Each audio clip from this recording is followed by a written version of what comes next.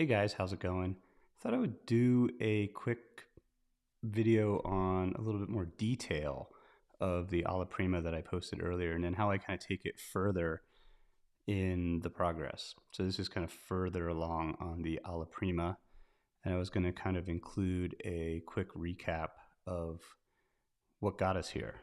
And so how's it going, everybody? David Kassan here. Thanks for being a part of my channel and watching my videos. I really appreciate it, especially those guys on Patreon. In the last week, you guys have really been helping to support the project and this all the work and stuff, and I really appreciate it. I want to show you guys kind of recap of the Alla Prima that I posted a few days ago. It was a 3-hour, literally from the first strokes up until the an Alla Prima is all in one session. So how do I take an Alla Prima and make it a finished painting, right? So if I have the drawing and the structure and the bones and the value structure there, I can take a painting that starts as an Alla Prima and make it something that's more finished like most of my other work. And so I wanted to kind of show you guys how I did that in the eyes here. So I paint on it for about another hour or so, and I thought it'd be cool I recorded the session to show you guys that here live, and you guys can ask questions and I can answer them in real time as the painting kind of gets more developed.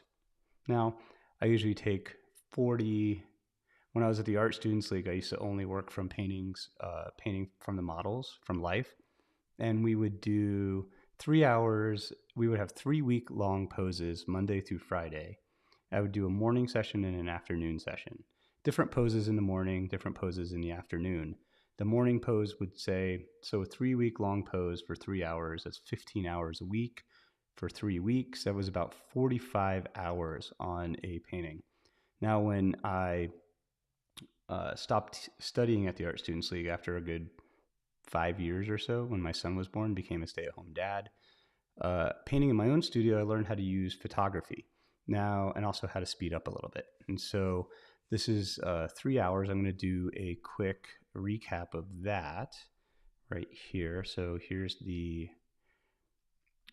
I'm going to go all the way to the beginning of this video, show you guys kind of a quick recap of the eyes and the center part of the painting being done.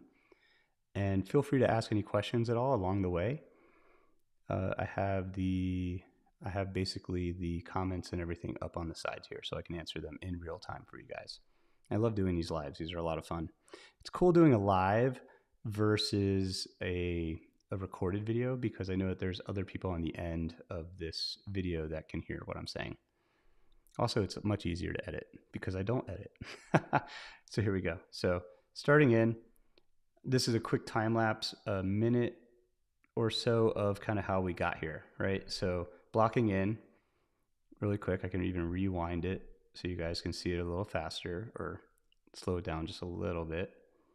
Getting in the structure of the eyes, right? We talk about the Van Dyke Z, and at this point, I am kind of anchoring using that CAM method that I talked about earlier. So the CAM method is you compose, right? Find out where the top of the head is, bottom of the chin, and then you anchor, which is the A in CAM, which I'm anchoring the eyes, the orbital cavities. They're something that I am establishing as my measuring point. It's based on me and my drawing. It's something that does not move. It's an anchor. And then from there, after I kind of have my eyes anchored, I do that measurement from the brow ridge all the way down the length of the nose and the underplane of the nose. A lot of squinting, right? So if the shadow shape underneath that nose is there, that's where I'm measuring from. To give you guys a quick recap, I posted a video on here of the entire process of the Alla Prima. This is going to take this just a little bit further. I thought it'd be fun to do another hour, but just focusing on the eyes, which usually I tend to focus on everything all at once. So there's areas still really unfinished in the Alla Prima to me as a painter. I like things that are a little bit more finished versus loose. Not loose, but Alla Prima. I like spending a lot of time on my paintings. So as you go in, starting to get those eyes in there, the anchor points, you can see all my little measuring movements. These are all notes I call for my future self because I like to I never want to stay in one place too long in a drawing or a painting. I kind of render it out and then it doesn't fit with the rest of the drawing. And so I want to kind of have this organic quality that carries throughout the drawing and painting. Kind of getting in the structure, just knocking in where the eyes are. Those shadow shapes, again, are very helpful. Then I start to kind of come in with a larger brush, and I start to blast in the shadow shapes. All right, blasting in the shadow shapes. Then I throw in the background color. The background color is really integral to setting up context for the painting, so that by having the background color there, I have a better understanding of what the values in the face are going to look like comparatively, right? So having that kind of structure of an atmosphere, a value basis to be able to compare other colors against is really important. It tells me if I'm too light or too dark within the drawing. Coming in here, starting to do a patchwork of broken color based on the skin tones. Starting to pull in some more yellows versus the reds. Now I'm stopping it intermittently as well. I'm going to have this full video available, the full time lapse without me stopping and starting, and the full hour of me painting on my Patreon page that you guys can check out.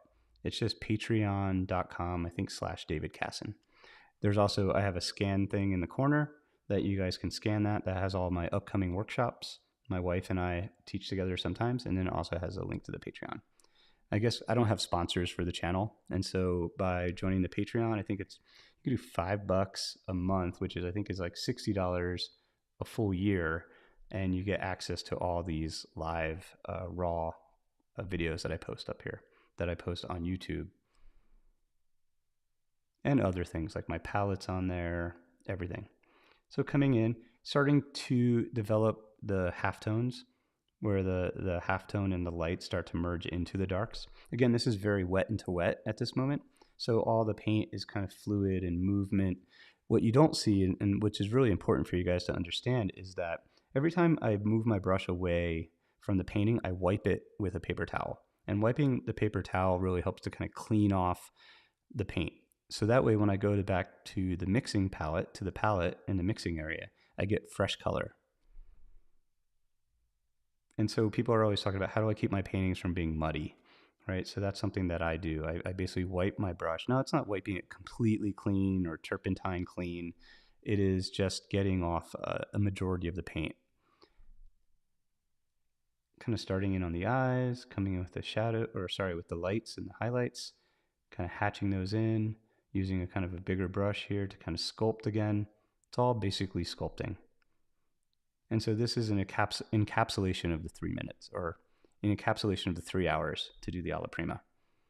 Now, I have the full Alla Prima 3 hours raw, again, on Patreon.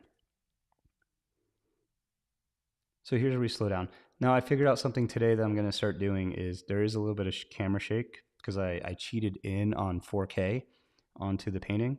And so the palette video and the painting video are the same, but I made I brought in a detail of the actual painting here.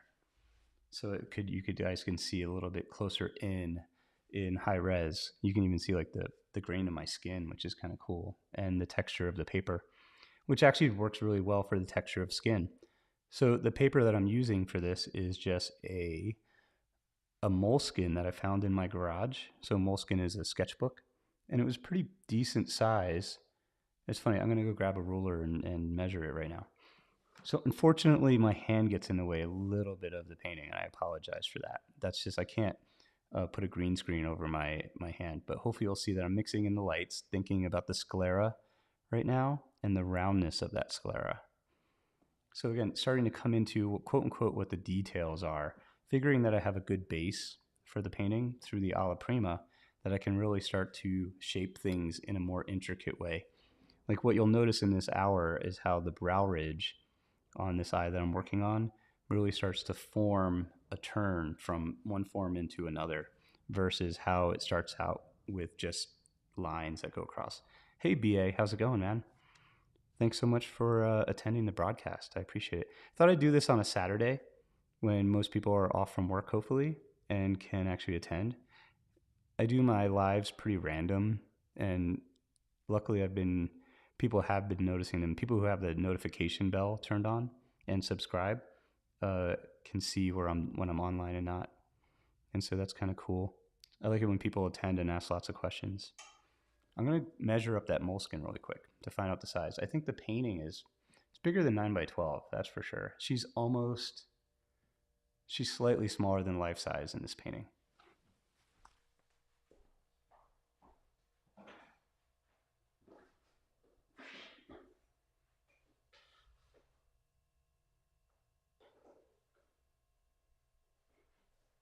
So the sketchbook is 12 by 16 and a half. It's a top. It's like a landscape uh, sized moleskin, and I think it'd be kind of fun to just knock in. Maybe do like an Alla Prima a week would be kind of fun. And so you see that camera shake. I just figured out today. I'm like, how is this easel like moving on me all the time? I don't really notice it when I'm drawing from life or from the models. Like I drew the Janasaro head the other day for fun, and it wasn't shaking at all, or maybe it was. I just didn't notice. So I think it's when you see it on camera, it becomes a thing. So I think I'm gonna film next time against my wall. I'm gonna so I'm working on a magnet board right here where the palette has magnets behind it and the paper just has magnets. So it's super easy to just gesso a piece of paper or use Stonehenge oil primed paper, which I might start doing. And to, even if it's on a panel, to put magnets on the back, two-way magnets, and put that against my wall and just use the wall as the easel. I have another easel that's actually attached to the wall, but on that easel I have a 50 by 70 inch painting I'm working on of one of the oldest living code talkers right now, this guy John Kinsel. I'm going to probably film maybe some of that later this week because I'm having fun painting and getting texture on his face and everything. So I would love to do like a live or something similar to this as I paint John. It's really cool. Totally different skin tones. It's pretty incredible. Hey, Chris, how's it going?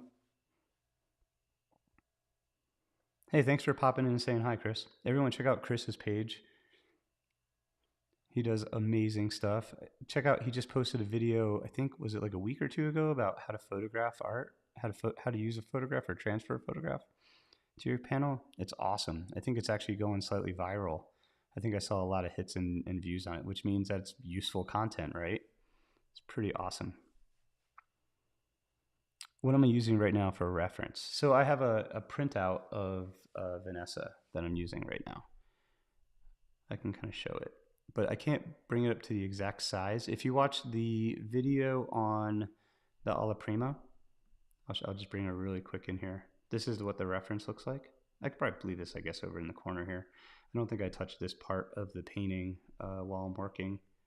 Just thinking about the eyes for today, and how the part of the nose, the bridge of the nose, pulls into the shadow area. Yeah, Chris, no problem, man. Thank you for all your help. Still don't know how to do a subscribe button with a green screen. I might hire you to make one for me.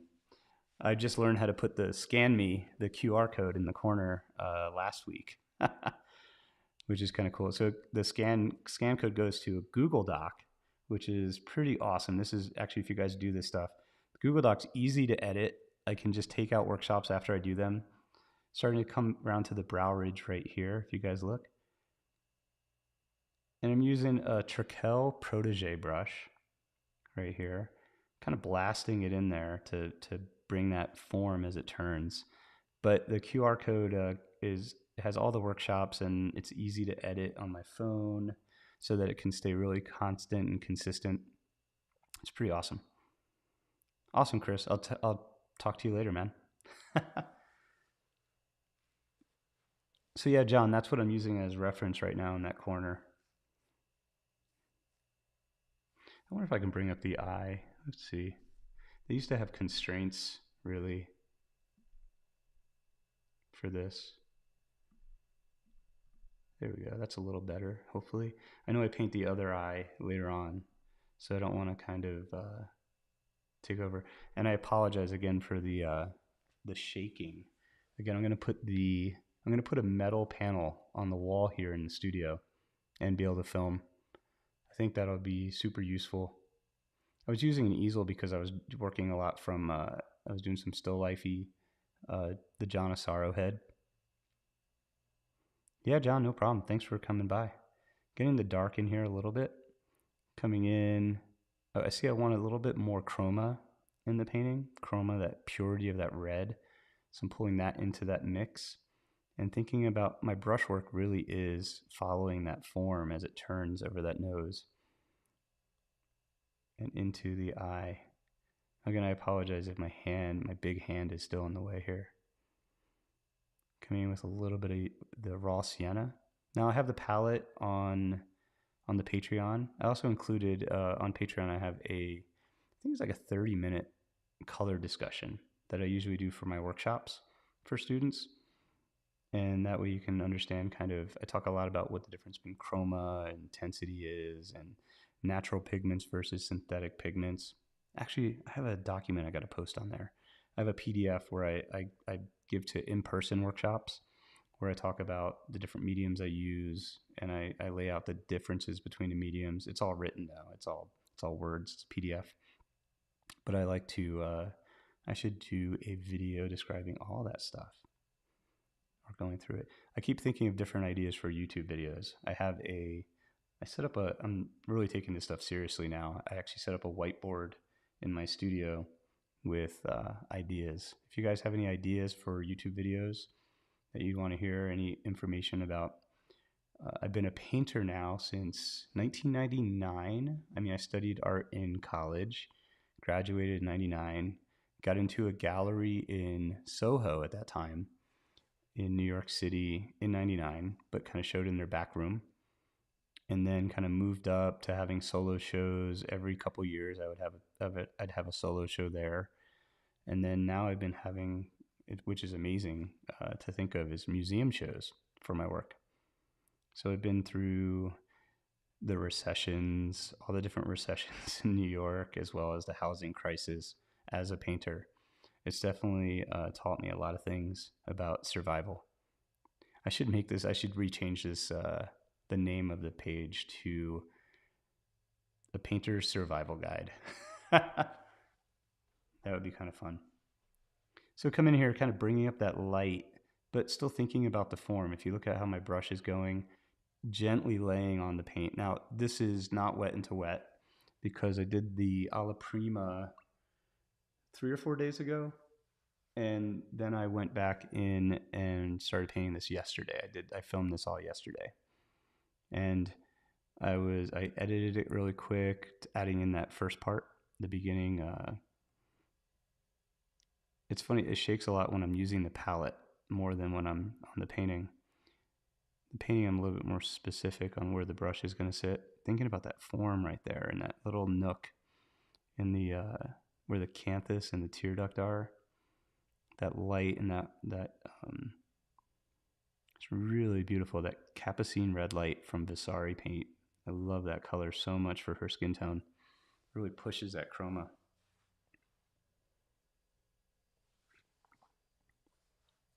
So it'll be fun. I'm going to show you guys I'll zoom back and forth between this of what it looked like before to thinking about how you can turn something that is more a gestural lines like that brow ridge in here, which is gestural, then thinking about how those lines now sit on form and develop.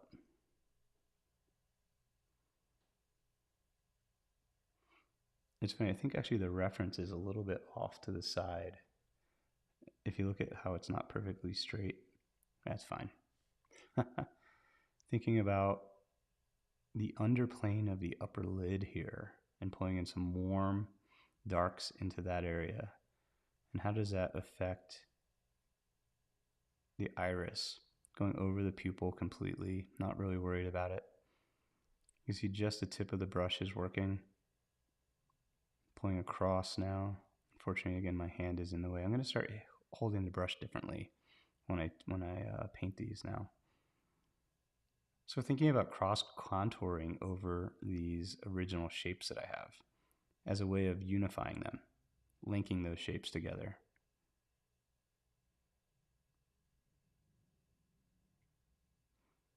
So I'm going to speed through the process here a little bit.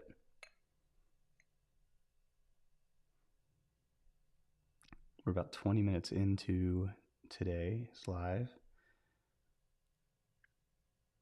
Thinking about that edge there, that bone as it pulls over the cheekbone, as it pulls into the orbital cavity, which I'm including the underplanes, those resting tension lines of her, which I'm starting to get right now.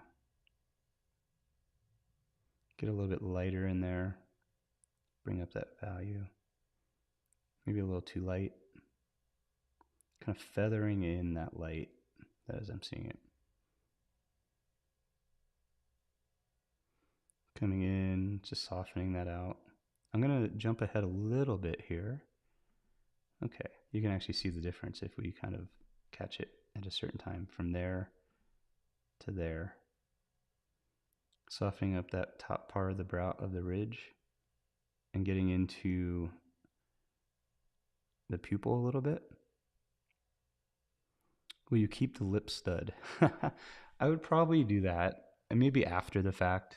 I haven't gotten to the lips yet in the painting. I think it's a cool thing to add jewelry into a piece because it really kind of tells a lot about the person. You know, that's definitely a choice to do the lip piercing. My wife is a much better jewelry painter than me. I don't really focus on that so much, but I definitely would do that. That's a great question. Be a humdinger. Again, just look at the amount of brush. I use maybe the top 20% of the brush, of the hairs of the brush when I paint. I have to get a certain angle here. Sorry, guys.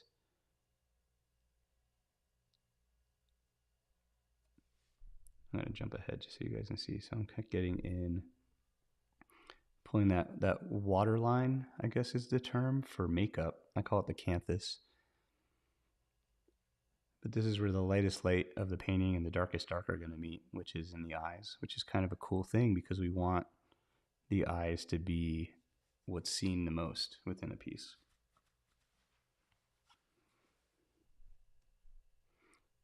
Thinking about, again, how this kind of pulls out. And I don't usually spend this long on one area of a painting. So this is kind of fun. Again, this is kind of a cool surface. It's not a canvas surface, which is really neat. It has a very, I think, a very organic kind of texture, almost a very, very subtle pebble texture to it, which you can see when the light refracts, or there's a little bit of glare at the top in the dark, so you can kind of see it a little bit. Kind of almost mimics her own skin texture and our own skin texture, which is something I really dig. I like when a painting has that kind of surface versus a canvas surface. For me, canvas just always says painting. You know, it's got this like built-in like affectation of it being a painting, and I want my paintings to be a little bit more lifelike than that. So doing paintings using surfaces for me that I can build up the texture my own way, like the ACM panel or different papers to use, that's preferable for me because I like the idea that everyone knows it's a painting, but that this fact that it kind of has a little bit more life to it, I think, than a canvas manufactured weave would have. I'm gonna come in with the dark a little bit on this brow.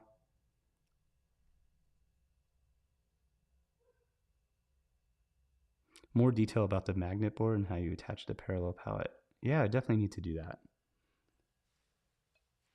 It'll be another video, just my heads up setup. Actually, if you, I can show you guys the kind of the setup on, I'll post that in the community link. There's, I've been making posts on the post tab or community tab here on YouTube. If you guys go to that, I'll post a picture of kind of the setup that I have. Although I am gonna, like I said, I'm gonna attach the magnet board to the wall. It's gonna be much better. We won't have that weird, unfortunately, we have that bounce. I was looking at AI photo or film video editors, and I guess there's some that will take out the shake. So AI is not completely useless. There's some things that it can do that are pretty cool. I haven't downloaded one yet though. I got to do some research on that. Right now the channel doesn't make a lot of money, so I'm kind of keeping costs down. Mostly just the cost of time to make videos and have fun. But I'm also getting a painting out of it. Someone actually, this painting is available if you guys are interested in collecting a piece of mine. Someone asked about that on the comments and the Alla Prima, which is pretty awesome. That's like the best feeling in the world, right? If someone wants to collect a painting of yours. And it's kind of neat that you guys can see the entire painting being made. I know I've collected a lot of pieces from Max Ginsburg, who's my favorite Alla Prima painter and one of my favorite painters. And it's kind of neat. He had a studio sale, and I was able to get, I think I bought like 3 or 4 of his paintings that were small studies, kind of like this. And I bought them in different sets or different stages, right? So I got one that was like super unfinished. Maybe he spent 20 minutes on it. And then I bought one that was maybe 2 hours in. And then I bought one that was like maybe a 5 hour study. It was really neat to learn his process by having these pieces that I can study.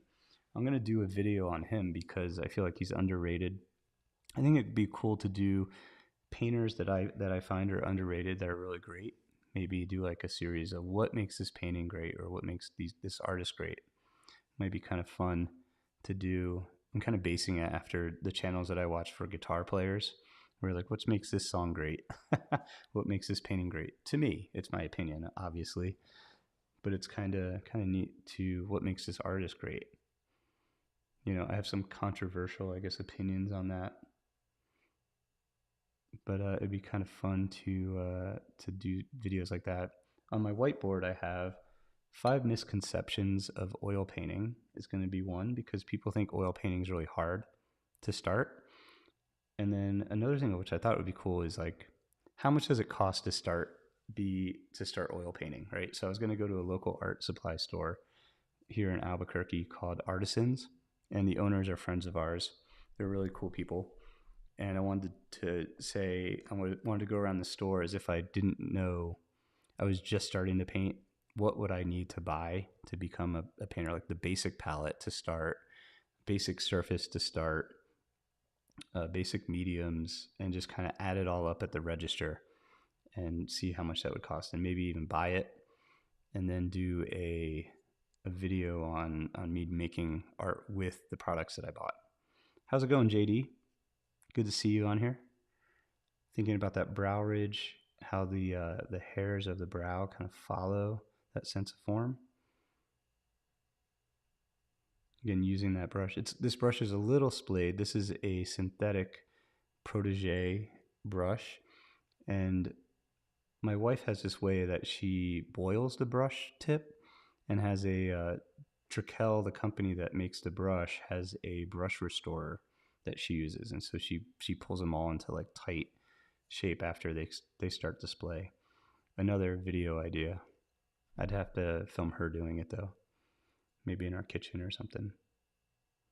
Getting that coldness on that side. Now that I'm looking at it from, I can see my painting versus the reference here, and I'm a little bit divorced from it.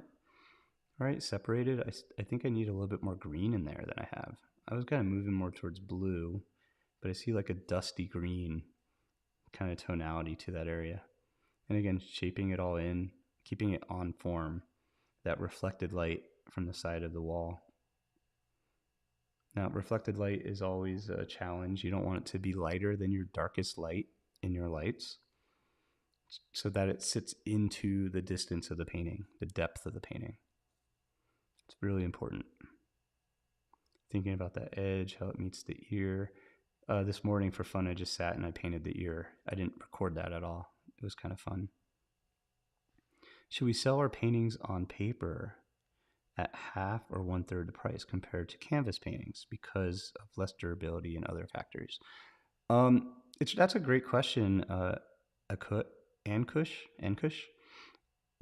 I wouldn't sell them for any less, because I think oil paint is is pretty durable. If it's painted with oils, I think if it's a pastel, maybe, because it has to be under glass. I will take this painting and I will attach it to a panel. So what I do is I've done a lot of paintings on paper, like landscape paintings for fun.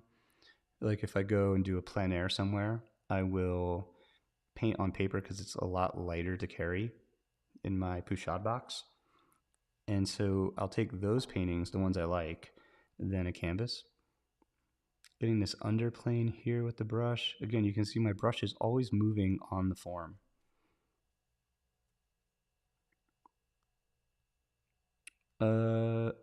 Ginsberg, yeah. Okay, more. Max Ginsberg is the guy. He's amazing. Definitely check out his work. So again, unfortunately, my hand is in the way. I'm getting the upper part of the lid where you can really see the ball of her eye. I also chose this as an Alla Prima subject because I have another video on here about drawing the eye. And I actually draw her eye on the iPad though. I know I did a whole bunch of iPad painting videos back in November, December, kind of when I was revamping the channel to show you guys different drawing stuff. And I promised I was going to do painting stuff when I got into the new studio. And so I moved in the new studio probably now, I think it's been like 2.5, 3 weeks. We were traveling for like a week. We were teaching up in Telluride, a friend of ours who's like a private client that we teach privately. She's amazing. And so we were there for like a week, so I didn't make any videos. But now I'm in the studio.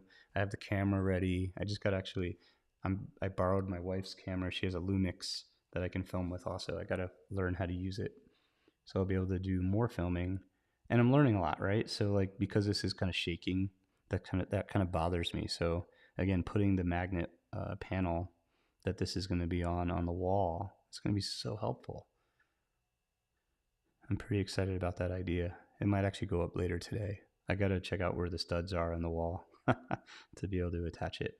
Softening that area out. I'm actually going to move the reference because I'm going to start going into the other eye as well here. So you guys can see the kind of the full portrait area, the triangle, the hourglass area of her face. Oh, I haven't done that video yet about the hourglass. So I think of shapes so much when I draw and paint that the videos I've been making about drawing are very much about seeing and composing based on how everything's related, right? Relative sizing and comparative measurement, and having different shapes that you're kind of looking for that you will see in everybody's face, because we have almost everybody, you know what I mean, has, like, for the most part, has 2 eyes, a nose, and a mouth, right? So portraiture is all pretty much based on using the same shapes to move around how the drawing is kind of situated. And so that's pretty important. Getting into that eye. I love always keeping the brush on form if you look. So there's that ball of the eye that I'm always not losing hold of. And so even if I'm just doing the sclera on there, I'm trying to keep my strokes on form as much as possible. Awesome, guys. I'm going to kind of scroll through here just a little bit faster. Coming into the other eye right here, you can see where I'm kind of like jumping around, where you can see coming into the other eye to kind of reshape it.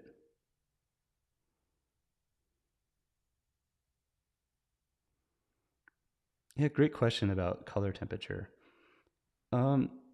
So you can have reds that are cool, and you can have warm reds, which everyone kind of assumes temperature wise, but you can also have colder reds. It's all based around where the color, the hue, is situated on the color wheel, right? And so if you look at my palette, I have a row of reds, right? I have my brilliant pink at the top. I have a ruby red on the next level down. And then I have a permanent bright red or cadmium red. So our cadmium red is a lot warmer, right? That moves more towards an orange. And then my ruby red, which is kind of pink-ish, right? If I were to describe it in words, is pink. So that pink moves it more towards a violet which moves it more towards a blue, right? And so where it's kind of situated within the color wheel affects the temperature, warms and cools. And also with warms and cools is really awesome, this idea of how they sit in space, where warms come forward and cools recede. And so understanding how your cools are going to sit back in the depth of a painting and our warms are going to jump forward is something to really think about when you're doing skin tones specifically. And a brilliant artist who's really probably the master of that would be like a Bouguereau painter. He worked in a greenhouse studio, which was flooded with light. And being flooded with light, it didn't have a lot of contrast of light and dark tonally. Like we have a lot of light and dark and contrast here. I tend to use a single light source because it's kind of a traditional thing. And I love that idea of how it describes form in a tonal way versus a colorist way. And I love Bouguereau's sense of temperature shifts.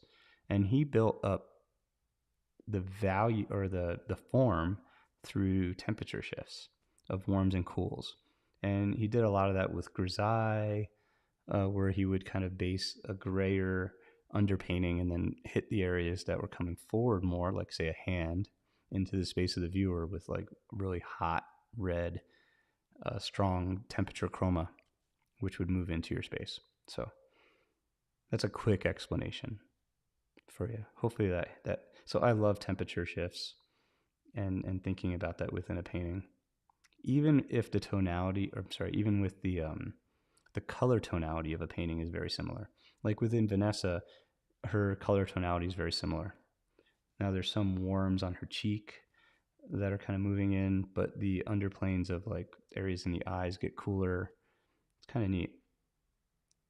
Areas on the if you look at the top of her eyelid that I'm painting right now, I want that warm to come forward more.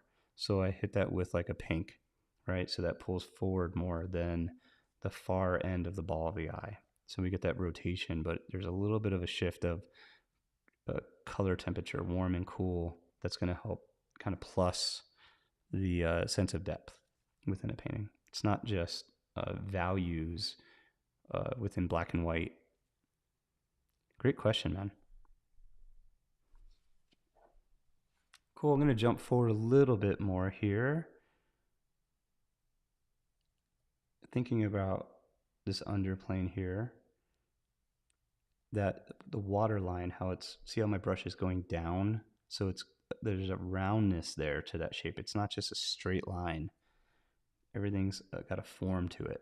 I'm going with the flake white here to kind of just lighten up a little bit of the sclera. That's a little too light.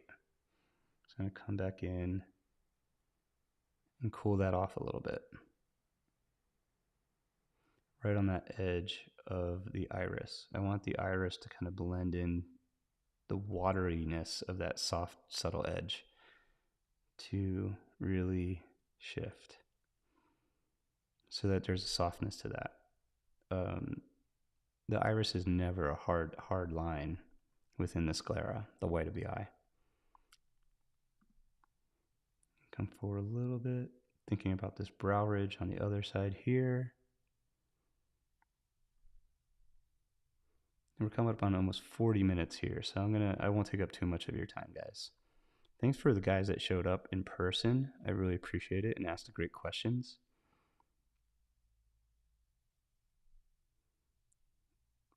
Feathering that edge, really important. And so some of this is even done, I don't even use paint, if you've noticed. So I'm using just the dry brush for the most part in some of these edges. Once I have paint on the panel, I can manipulate it with just a dry brush. That's the whole dry brush technique that they call. And so hitting this edge, see I want it a little bit lighter than that. Thinking about how the light is hitting the form. And I wish again, like my hand wasn't in a way, I apologize. Cutting across that sense of form. There we go. Thinking about how that edges. You guys can see, so this will probably be, this is 4 hours onto the painting, right? In total, from the very beginning. You can see how if I were to spend 45 hours, which it's funny, I don't keep track of how long paintings take in my studio. but how much more subtle these transitions can be. And I always have this feeling that I don't feel, I think because I start in a way that I think is pretty organic and movable, and everything kind of shifts and turns as I work, I don't ever feel like I'm going to overwork a painting because I want them to have this kind of sense of realism, where they're breathing and that they look like people. I feel like everything that I add to it is kind of standing on the shoulders of what I've done before. And so it's cumulative. And that sense of cumulativeness, I mean, granted, I know that the message is probably already sent that this is a realistic painting of a person and this is Vanessa. It's very individual to who she is. But I think that just getting more of a sense of reality to the piece just comes in time. So coming in with a bigger, like a soft brush here. I bought this brush on Amazon just to soften up some of the what I've been painting, just to kind of end the session. I always kind of end my painting sessions where I soften things out just a little bit so that they don't dry hard edged within certain areas. Thinking about that brow ridge right there. And then softening it out even more.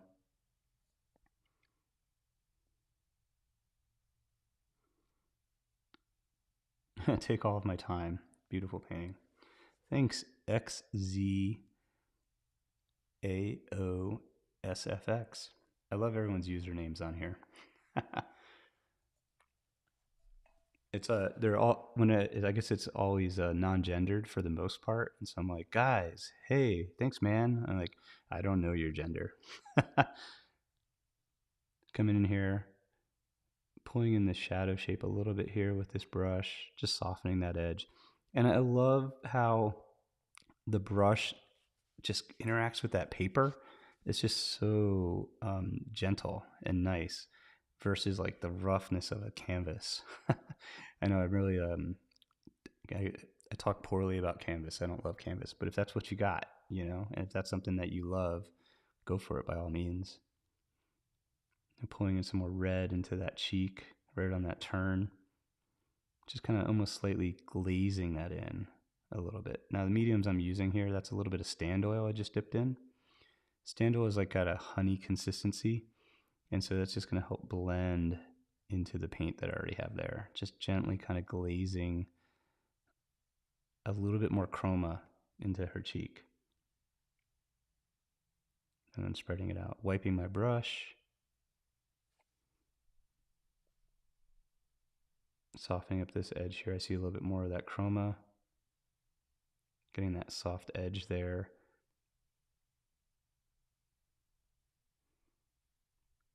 Softening up across forms. So the idea is that you don't want one form to just stop. You want to continue through the next form.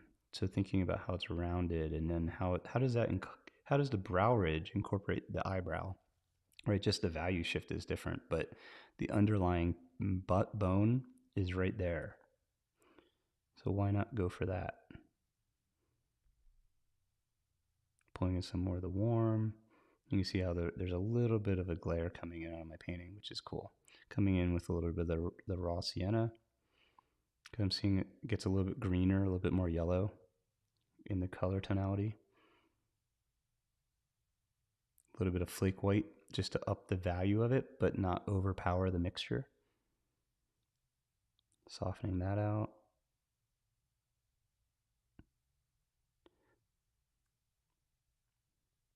So stand oil is linseed oil. It's just kind of like sun thickened, or it's like just if you leave stand oil, if you boil it, it becomes thicker. There's other different ways to do it, but stand oil is this kind of honey, transparent, sticky, cohesive medium that is just really, I think, beautiful for blending colors into one another.